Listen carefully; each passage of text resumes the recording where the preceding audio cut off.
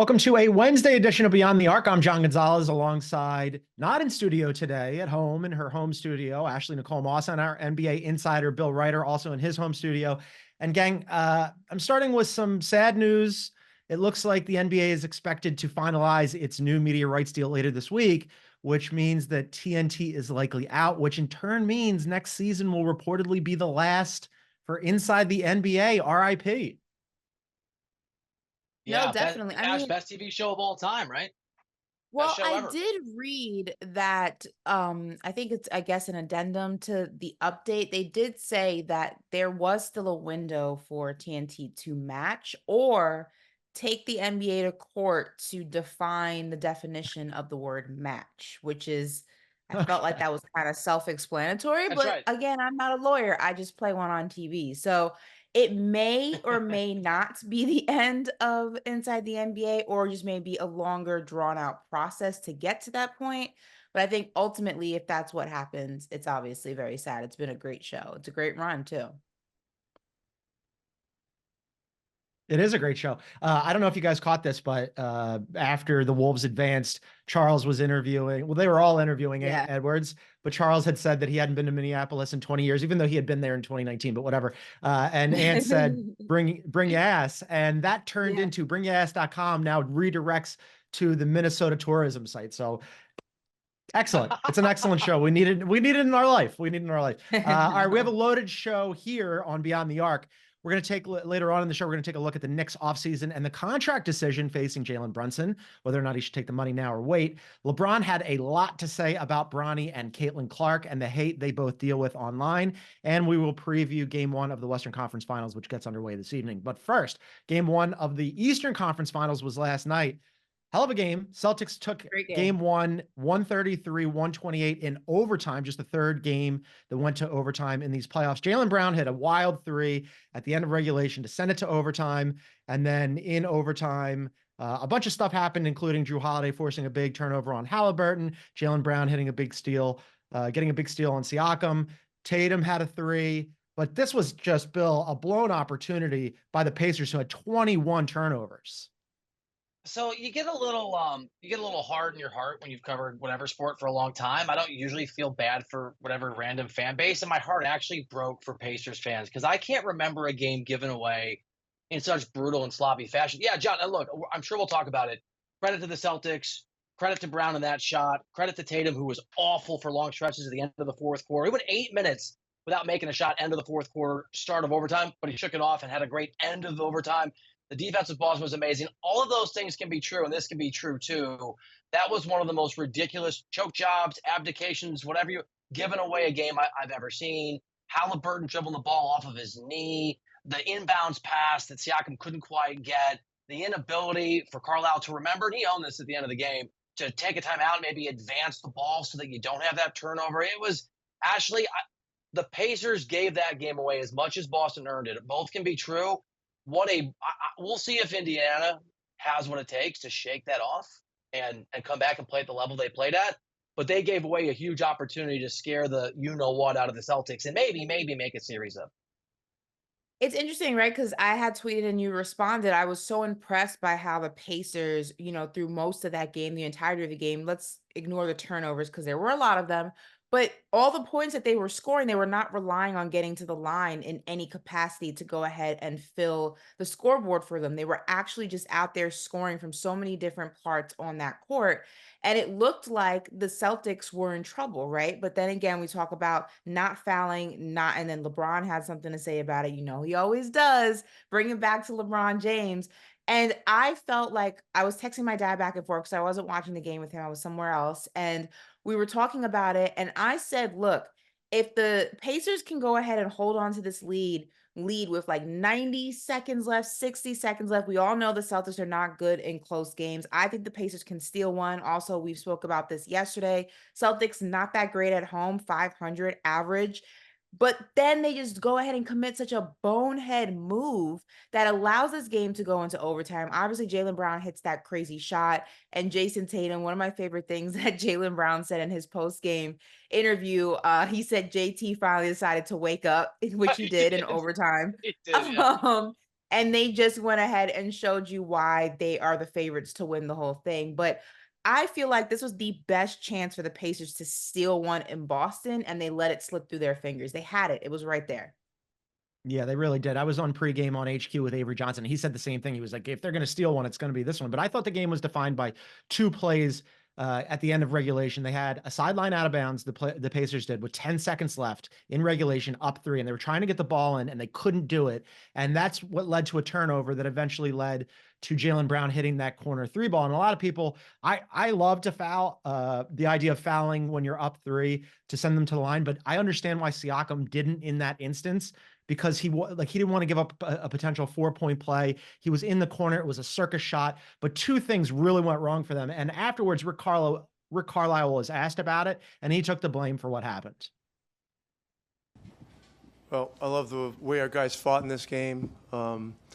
This loss is totally on me. With 10 seconds in regulation, we should have just taken the timeout, advanced the ball, and found a way to get it in and made a free throw or two and ended the game. But it didn't happen, and we made some other mistakes, but our guys just need to concentrate on fighting the way they fought in this game from start to finish, and we'll be back Thursday.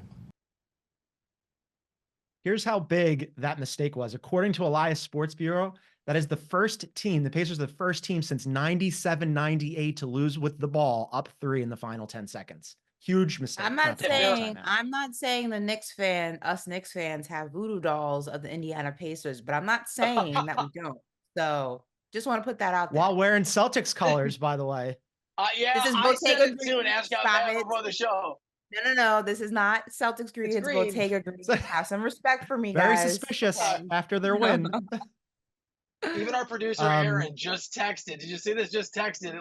So there's so many things to get into here, but I think Carlisle, really classy of Carlisle to take some of the blame. Also, along with Tyrese Halliburton, extremely true. Can we also give some respect to Joe Mazzulla, because that play call that he drew up on the inbounds where Brown hit that shot made it really hard to foul. You had to make a decision in a split second.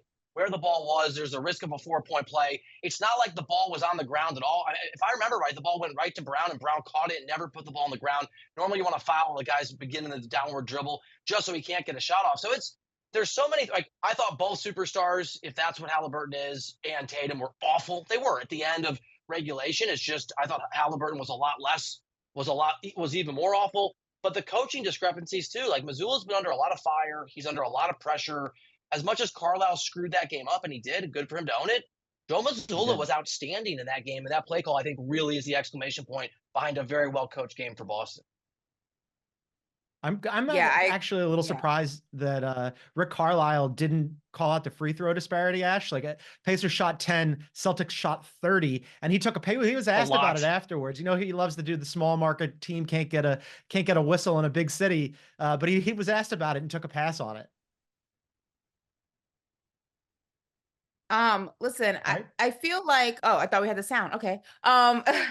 Listen, I feel like that only matters if you are down in the game. And I don't feel like the free throw discrepancy made it difficult for them to compete. They were in this game. They were leading in this game. It didn't come down to free throws. Had he gone ahead and kind of spoken about the free throw discrepancy and used that as a justification to why this team lost, it would have been everybody looking at him crazy, because the game was right there in the palm of your hands. It had nothing to do with the free throw discrepancy. You were out there making shots from multiple spots on the court, on the road, which is extremely impressive. I mean, you can say a lot about the Pacers and what they did wrong, but they were shooting extremely well, especially coming off of a intense Game 7 at Madison Square Garden with a crowd that was obviously very unhappy. But I mean, for them to be able to go on the road and shoot at the percentage in which they were shooting, just coming off of it, like I said, a 7-game series,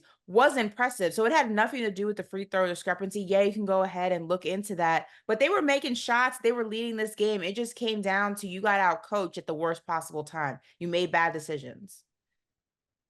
We should mention too, just the Celtics. Go ahead, Bill. I was going to say, Ash, I'm with you. I do think the free throw discrepancy was a little eyebrow raising, but you made the exact right point. It didn't matter. The Pacers were good enough to win anyway. and incompetent enough at the end to give that game away. And I also just want to very quickly, I know if you look at the box score, Jason Tatum looks like the best player. Jaylen, this was for me the Jaylen Brown game. The way that the three that he hit, the way that he played in overtime when the game was still close, his defense was extraordinary. That guy, there's so many things to talk about, but Jaylen Brown deserves, for me, a hefty amount of the praise. He won that game. He was the go-to guy, and not just the three-point shot. Obviously, that was a big one and an impressive one. I thought he was utterly outstanding beyond what the box score tells you. Yeah, I was going to say that we should mention that the Celtics, I mean, despite the fact that the Pacers kind of gave that game away, not only was Jaylen Brown fantastic, but for me, it was the Drew Holiday game. Drew Holiday scored the most points that he scored all season long. He had 3 steals. One of them was massive in overtime, played amazing defense at both ends of the floor. And that's why they traded for that guy. To have him on this team where they have not one, but 2 second team, all defensive players, it's such a huge luxury for them. So we'll see if the Pacers can rebound from it at game 2 in Boston on Thursday. But we're going to take a break. And then up next, we're going to take a look at the Knicks offseason. Ashley's very excited about this. Jalen Brunson has a decision on what he's going to do about his extension. Should he wait or sign it now? You're watching Beyond the Arc on CBS Sports Network.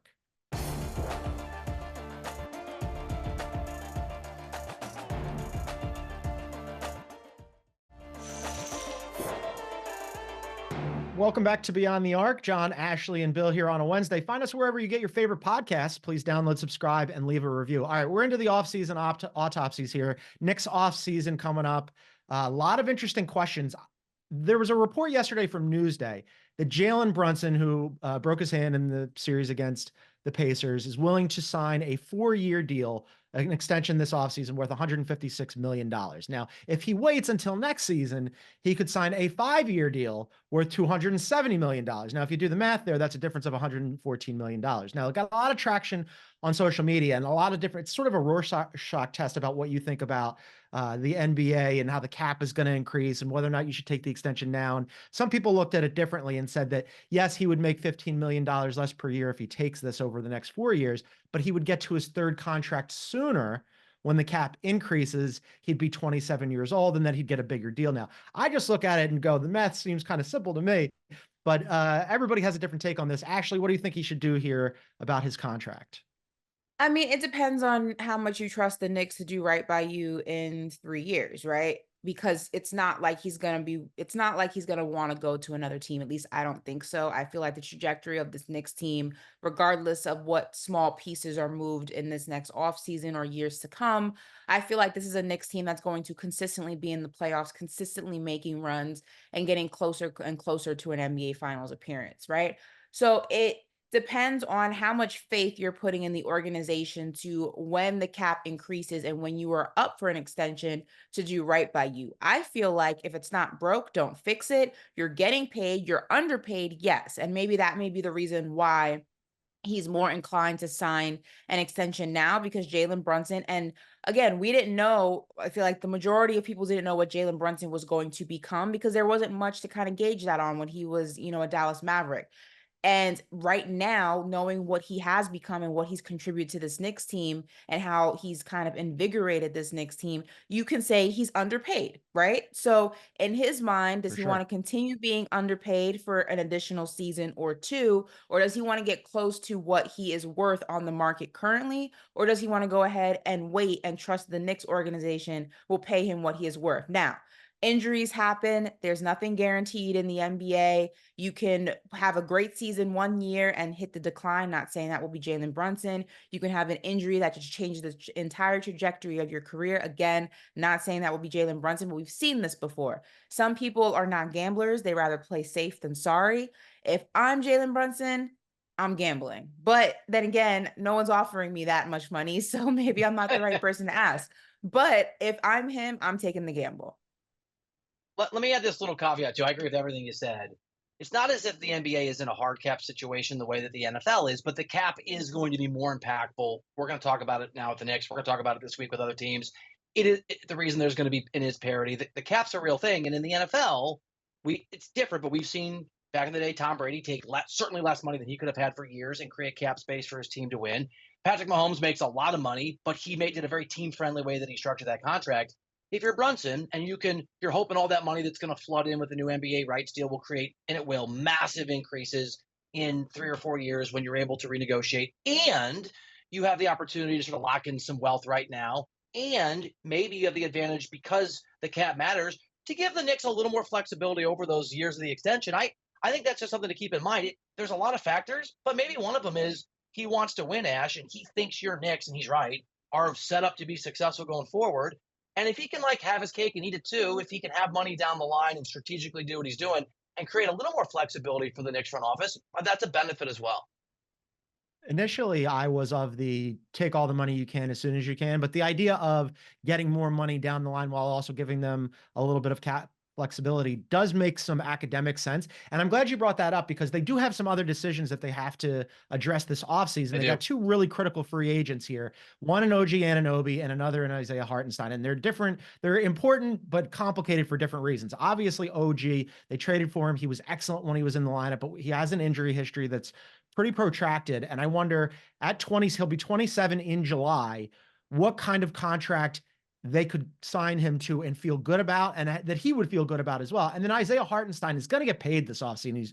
He's 26. He stepped into the lineup when Mitchell Robinson went down, and he's going to want, I would imagine, starters minutes. Now, whether or not he gets it with the Knicks or has to go somewhere else to get it is going to be interesting. Sam Quinn, our colleague at CBSSports.com, has a really interesting story on it, and I highly recommend everybody check it out. But he basically pointed out that the Knicks can't really pay Hartenstein more than about $16.2 million next year, while other teams could offer him a shorter deal with more money. Teams like, say, Oklahoma City, that have a lot of cap space and could definitely use a backup big. So what kind of concern do we have about those two guys heading into the Knicks offseason? Well, I think you can actually you start off. Yeah. Bill, correct me if I'm wrong, but I feel like if you go ahead and get rid, or trade, I should say, rather, Mitchell Robinson, who I think makes around is on a $60 million contract, I believe, $50-60 million contract. I think financially you'd be able to keep OG and Hartenstein if you went ahead and figured out a team-friendly deal that maybe was upfront but shorter money on a yearly basis. I was under the mindset when the Knicks were in the draft and they had Jalen Duren in their hands and they ended up trading him to Detroit. I was not somebody who really put a lot of stock in Mitchell Robinson for a multitude of reasons. I feel like he's frequently injured, and we saw that again this season. Offensively, he doesn't give you much. He's great on defense. He's great on rim protection. But I feel like you get that from Hartenstein. You get that from OG Anunoby, but you also get offense with them. And you need scorers on the floor. You need two-way players. That's just the way the league is now. You can't just have a guy on the floor who's just defense, no offense. It's basically 5-on-4 at that point. So for me, I'm somebody who looks at, yes, I want big guys, but I also want guys who can defend the ball and shoot the ball. And you get that from OG, you get that from Hartenstein. So if I were the Knicks organization, I'd be figuring out a way to package up or, offset the contract of Mitchell Robinson in the event to go ahead and keep Hartenstein and OG, because I do think it's financially possible. Bill, correct me if I'm wrong. Mitchell Robinson has 2 years left on his deal. The next year is at 14 and change, and then the last year is just under 13. It's pretty affordable. Ash, I follow you on Twitter. You're a great follow, but that means I know I'm going to make you very angry here, but I'm going to lean into it. Because I have another solution for you, and I know you don't want to hear it because I follow you on social media. Better not say it, Bill. But, you better not say the name. This is I'm interesting. going there because you all just look. Injuries are part of the deal, and I'm not trying to take anything away from the Pacers. But there's no scenario where the Pacers win that series if everybody that was healthy for the majority of the year, and I'm including OG Anunoby, is healthy for that series. And if everybody but a certain guy that was injured in January is playing, I actually think you beat the Celtics. That player is Julius Randle. I'm not taking shots at Randle. I know you love Randle, even though you're wearing Celtics green. I know he's your guy. But you could have made a finals. You could have made a finals without him. That's not his fault. You certainly could have made a conference finals. I understand, but I think that he can be surplus to the outstanding reality that the Knicks find themselves in if they're healthy.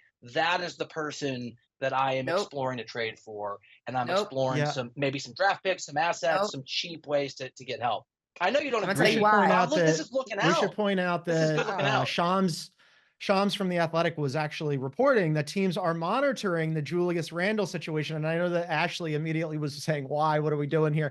Shams says that every offseason, and I got yelled at about how I think that he could be a really good asset to move on. Like, you saw how good the team was without him. What could you turn him into? No, first of all, Shams does this every year. It's get a new shtick, Shams. All right, leave Julius alone. Every year, it's the Knicks are monitoring trade scenarios for Julius Randle. You know what happens first day of tip off? He's in a Knicks jersey. I'm tired of hearing it. I'd Here's move the him. thing.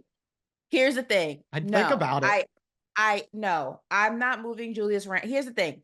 With Julius Randle, you only move him for a superstar. You don't move him for a second tier, third tier. The only superstars that are out there that are possibilities are the same characters that have been for the past season. Donovan Mitchell, don't think that Donovan Mitchell on this Knicks team makes them severely better than they are now. I don't think that a Karl Anthony Towns does that. I don't think that any of the names that are out there are necessities for this Knicks team to go ahead and repeat the magic that they created this season. We're talking about a Knicks team who was able to do this, banged up, beat up, missing 5 rotational players. I'm on the mindset you have Julius Randle on the floor. That's a 25-10 guy, roughly.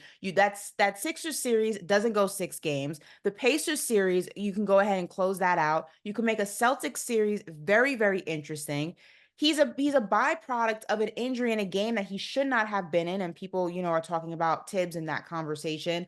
Or you can talk about if the Miami Heat play was dirty or not. That's where he got hurt. It's the same team that hurt him the year before last, where Jalen Brunson had to go on this crazy run where we ended up losing to Miami in the second round.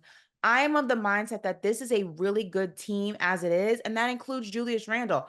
I actually don't think that the Knicks need to go out and go star hunting. I think you need to do a little bit work on the margins, but this is a really well-constructed team that was a victim of injuries. I don't think you need to blow it up and try to do anything crazy. I'm moving on from him. I understand. I'm at least thinking about it. Thinking about it. If I get a good Listen, if I can't get a PG-13 or something, like, you're not moving him. Like, for what? You're not moving him for just anyone. Ash, Brunson was better. Brunson went to another level when Randle was out. Now, maybe that's because he has inside him a superstar. Yeah, but look, you brought up how with Robinson, you don't want folks that are all defense, no offense. Randle's the opposite, and he needs the ball, and he really sucks in that usage rate. I think he's a good player. I don't dislike Randle. This is a compliment. You guys would be in the conference. If OG Anunoby had been healthy, you're in the conference finals. And I think if OG Anunoby is healthy, we may be in the conference finals. I still think you lose. You guys are forgetting we're talking about a 25-10 player on average. That's a lot of points. It opens up some very interesting possibilities that we'll have to monitor during this offseason. As Shams says, the teams are monitoring the Julius Randle situation, so we'll see if they make any moves there. That is the Knicks offseason. We're going to take a quick break, and then this is going to shock you guys. But LeBron James has quite a bit to say about his son, Bronny James. That's coming up right here on CBS Sports Network on Beyond the Arc.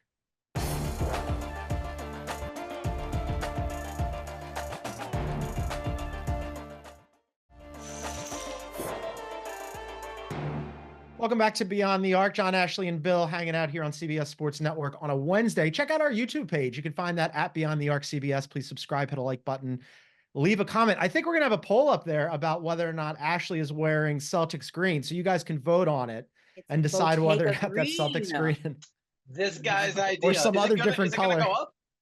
It literally, I guess so. Hold on. You guys keep talking. Aaron, put it our up. Producer Aaron is watching this. Our podcast producer Aaron is watching this. So Aaron, if you could please put up a poll on YouTube about what color that Ashley is watching, we'd love to see the results. It's Bottega Green. The book is more. No, the book's more neon-y. What you're wearing looks more Celtics Green with that next to your shirt. I know. That doesn't help your case. It doesn't. That doesn't help your case. I'm going to hold this as like a color palette thing. Just a very interesting choice the day after a Celtics win. All right. So LeBron James, yesterday on the show, we heard from Bronny James about the pressures of being LeBron's kid. Today, we're going to hear from LeBron about the very exact same thing. LeBron recently discussed this topic on the most recent episode of the Mind the Game podcast, which he does with his co-host and, of course, future Lakers head coach JJ Redick. Here's what he had to say. It's definitely not his dad, and I'm not him. I wouldn't be able to handle the scrutiny and all the things that he got going on, at his age and at his level, and with social media. Like, I didn't have social media to deal with when I came in at 18. I did have a lot of scrutiny. I did have a lot of things that was put on my shoulders. but I didn't have, every single day around the clock news coverage, sports shows, things of talking about this particular person every single day. Or you go online or on social media and X and Instagram, and everyone can comment every single day about whatever they want to say, whatever. I didn't have to deal with that. And to see him handle it, with such class and so, just like self-awareness and just staying even keel is just a remarkable thing, man. And super proud of him. Me and Savannah talk about it all the time, how proud of we are of our kids. And, he's the oldest. We always told him from day one, listen, you have to set an example for your brother and your little sister. And he continues to do that. On its face, Bill, the idea that young Bronny is under more pressure than young LeBron, I was like, really? And then the more he explained it, he might have a point here. I mean, he's under more pressure in the sense that he is less likely to meet the expectations of that pressure because his dad is one of the 1, 2, 3 greatest players of all time. It turns out was always going to live up to the chosen one on the cover of Sports Illustrated. And it's an open question whether Bronny is. And every father wants to praise their son. I have a son. Every father wants to tell you the great things about their kid. And sometimes you can wear, maybe a perspective, those rose-tinted glasses that aren't accurate. I don't know Bronny like LeBron, obviously, but I did spend last week in Chicago trying to shadow him and follow him around. And very short observation times, but he is shockingly impressive for his age. And he does have an old soul demeanor, and he does come across as somebody in his conversations and watch him on the court and talking to people who have scouted him and been around him in practices and really watched him professionally to try to figure out whether he belongs in the NBA. His dad is right.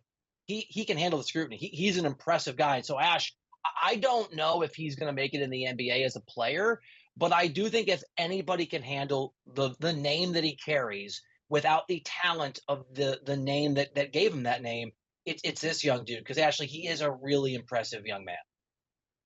I agree with what LeBron's saying. I think that, I feel like my age group was probably the last demographic that didn't grow up with social media. When I was in high school, MySpace was a thing. It wasn't until I almost graduated high school that Facebook and Twitter and Instagram and things like that became, were created. And even in the early stages, nobody really like took it seriously like they do now. It was not nearly what it is now. TikTok and all those things did not exist. They weren't as big as they are now. So I feel like I was able to be in that last generation where you got to kind of grow up the quote unquote normal way, right? If people wanted to say something to you, it had to be to your face 9 times out of 10. And I relate that to, where kids are now and where young adults are now who have grown up in a social media era where everything you need is in the palm of your hand. They're growing up with iPhones, they're growing up with iPads, they're growing up with all these things. And I say that to say with Bronny versus LeBron, like if somebody wanted to critique LeBron, you had to do it in a newspaper. You had to do it on, a sports network, on television. And in order to hear that and listen to that, you had to actively either read it, turn the TV on, but you were able to also avoid the criticism if you didn't want to deal with it, right? Because it wasn't just constantly coming at you 24/7 from a multitude of different ways.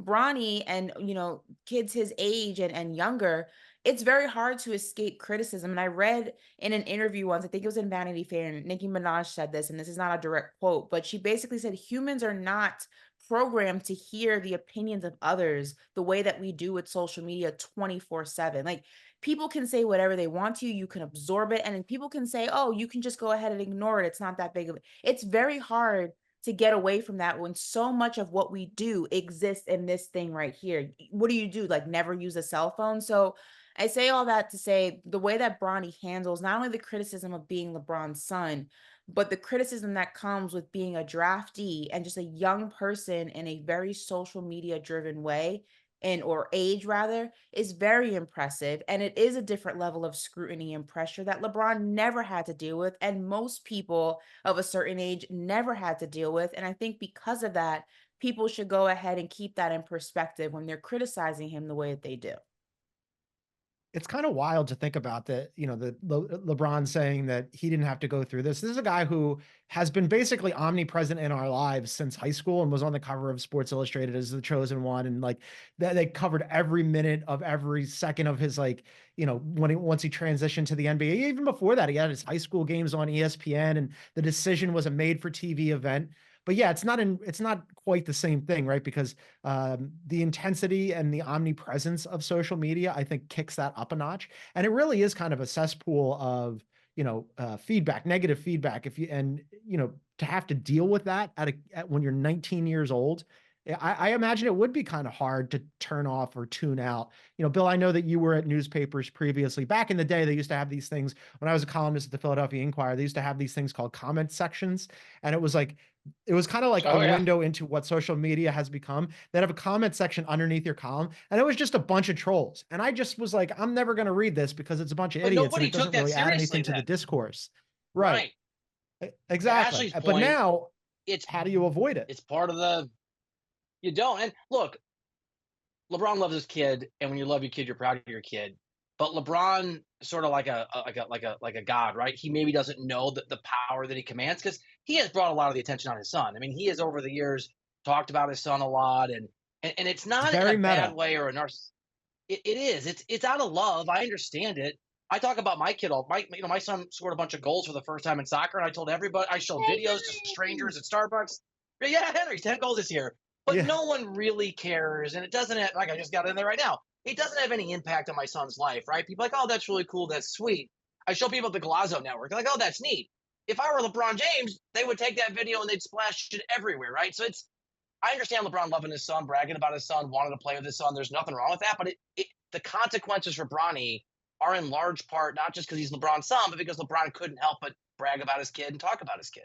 But we spoke about this yesterday, and I feel like, yes, I agree with you both when you say, some of this is LeBron's doing. For years, he's been kind of planting the seeds of, I want to play with Bronny. I want to play against Bronny. I'm not going to retire until Bronny gets into the NBA and we're doing the father-son thing at least for a year. Like, yes, a lot of this is LeBron kind of, putting Bronny on a pedestal before the world, the masses really had a chance to even get to know him as an individual outside of being LeBron James' son. And I don't think there was any malice behind it. To your point, Bill, he's just being a dad and, maybe trying to make sure that the cards are in his favor when it is time for Bronny to declare for the draft, that it's very well known, like, this is what I want. And if you want to make me happy, this is what you need to do. But I think also, as people in the media, we should also have the wherewithal to know that LeBron's thoughts, opinions, feelings, emotions, everything are not Bronny's. You've never heard Bronny share the same sentiments as his dad. You've never heard Bronny say, I want to be a Laker. I want to play with my dad. I want to play against my dad. He says, yeah, it'd be cool, but I'm also my own person. So I feel like there's a lot of overlap because LeBron is polarizing. And if you go ahead and you use LeBron's name, you get clicks, you get engagement, you get all of that. So I understand the game, but I also think it's slightly irresponsible to put so much pressure on Bronny and his experience in the draft and him as an individual, as a person, as a player, because of things that never came out of his mouth and came out of his dad. I do feel like there needs to be a line of separating the two as, yes, LeBron James' son, but this is also Bronny James, the individual. So let's treat him like we would any other draftee and get to know him on a personal basis. And I feel like that's being missed in this entire process. All right, hold that thought because there's more here that we have to dive into because LeBron had other thoughts on Bronny and also on Caitlin Clark. We're going to talk about that next right here on Beyond the Arc on CBS Sports Network.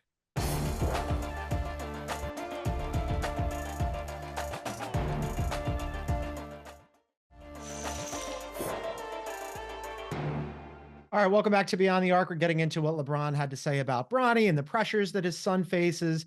He was discussing it on the Mind the Game podcast. He also had something to say about Caitlin Clark's impact on the W, and then also what Caitlin and Bronny have to deal with from social media. The one thing that I love that she's bringing to her sport, more people want to watch. More people want to tune in. Don't get it twisted. Don't get it up. Caitlin Clark is the reason why a lot of great things is going to happen for the WNBA. But for her individually, I don't think she should get involved on nothing that's being said. Just go have fun, enjoy, but I'm rooting for Caitlin because I've been in that seat before. I've walked that road before. I hope she kills. I hope Aaliyah Boston does amazing. I hope they do great. I'm just kind of in this mode right now because I'm getting the same, thing from watching my son, who's a 19-year-old, kind of getting a lot of animosity and hatred towards him when he's just a kid trying to live out his dream. There's a very small number of men and women that actually get to live out their dream of playing a professional sport. And we have grown men and women out here doing whatever they can to try to make sure that does not happen. That is the weirdest thing in the world, but it is what it is. And I'm glad that Caitlin has a great head on her shoulder. A lot to unpack there, Ash. I thought that the part about, like the Caitlin Clark growing the game stuff was very interesting, but also what we were talking about earlier, just a lot of grown ass people out here hating on these kids.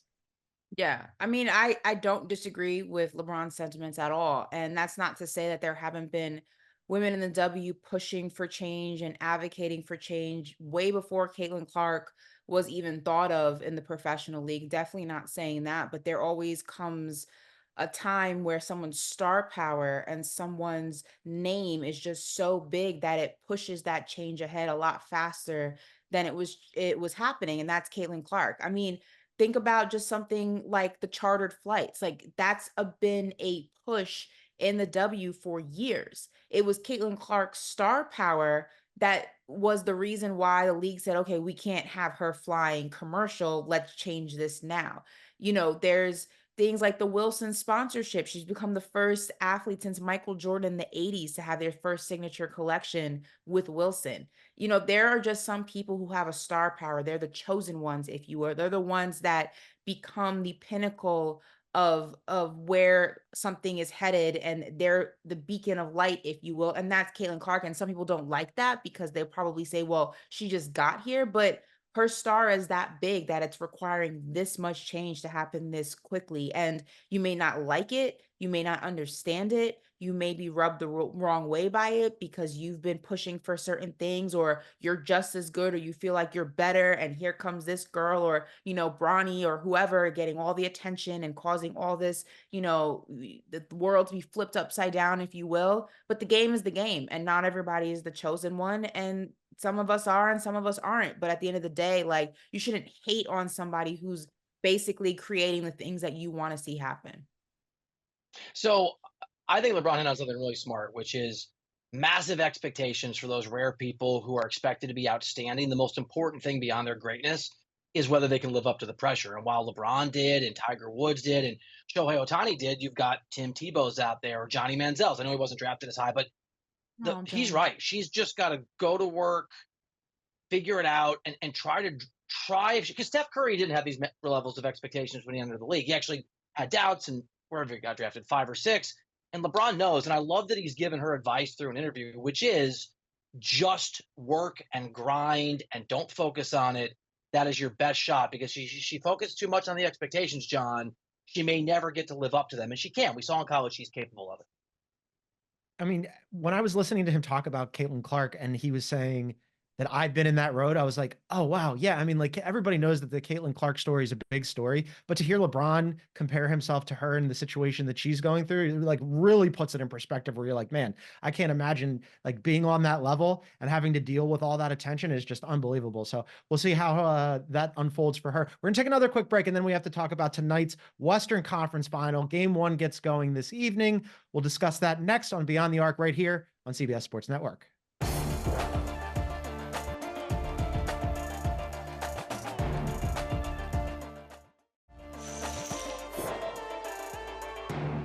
All right, welcome back to Beyond the Arc, wrapping up a show on a Wednesday. Tonight, Western Conference Finals gets underway between the Wolves and the Mavericks. We gave our predictions yesterday.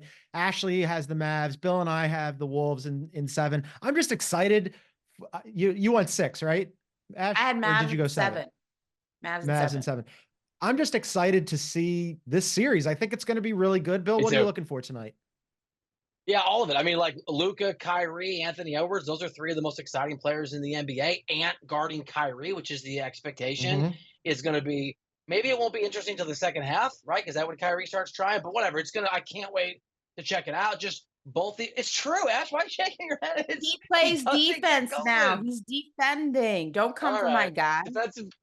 Defensive Player of the Year, first half Defensive Player of the Year, Kyrie Irving. Second half Offensive Player of the Year, Kyrie Irving.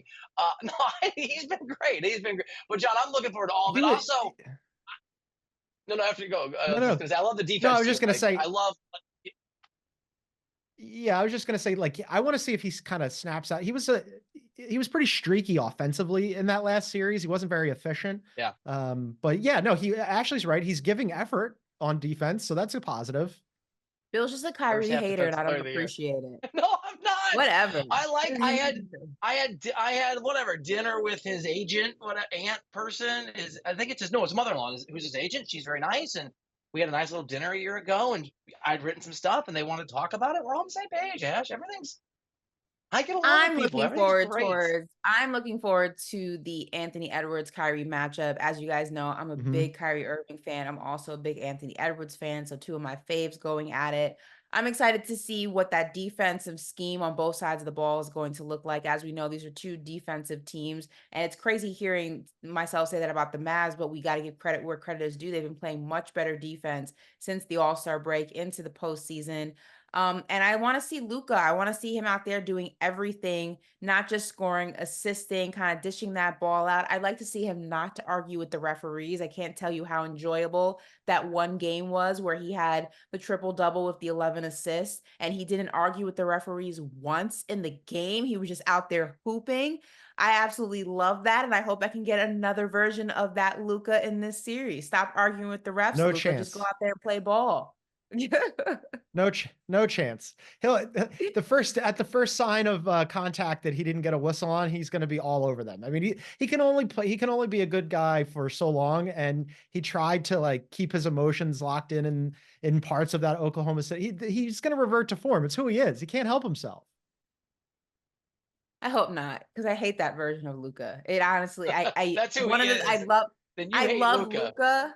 No, I love Luka, but I hate the fact that he is constantly arguing with the referees. It just annoys me. There are times that he doesn't even get up the court fast enough because he's too busy jarring at a referee for a missed call. I can't tell you how much I enjoyed the version of Luka that just wasn't even worried about the stripes and was just focused on making sure that his team was in the best position to win that game. So I pray to the basketball gods I see that version of Luka just more times than I don't in this series. Please. Who do we like in tonight's game, though? Because the Wolves are -4, but as Ashley has pointed out, and as Mavs fans definitely know, Mavs, for whatever reason, can't get out of their own way in game ones. They've lost their last 5 game ones, even though they've won 4 of those series. Game 1 in Minnesota tonight. That's why I'm going Minnesota. Aleppo doesn't change its spots. The Mavs will probably lose this game. Yeah. So I respect because you're taking Dallas and you're taking Minnesota in game 1. I am taking Minnesota in 7, as John noted. So I will obviously take Minnesota to win at home in game 1 as well. Yeah, me too. I can't wait for this. This is going to be a fantastic series. I was less excited about the other series, but last night was a really good game. So I'm hoping we get a really good game tonight as well. We'll see what happens there. As I mentioned, Wolves -4. Please. Did you say no blowout? No. I said no blowout. Okay. We don't want a blowout game, please. Yes, no blowout, please. All right, that's going to do it for us today for Ashley Nicole Moss and her finest Kelly Green Celtics gear and our NBA insider, Bill Ryder. Go on our YouTube page, vote on what kind of color that Ashley is wearing there. We'll see you tomorrow right here on CBS Sports Network at 2 p.m. Eastern. Thanks for watching, everybody. Have a good one.